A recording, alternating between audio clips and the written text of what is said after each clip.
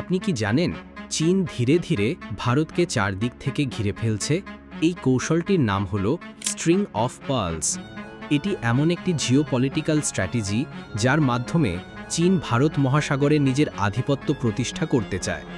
এই পরিকল্পনা বাস্তবায়নের প্রথম ধাপ ছিল পাকিস্তানের গোয়াদার বন্দর উন্নয়ন করা। এই বন্দরটি হরমুজ প্রণালীর কাছাকাছি, যেখান দিয়ে বিশ্বের প্রায় 30% তেল পরিবাহিত হয়। চীন এটি সিপেক প্রকল্পের অধীনে তৈরি করেছে।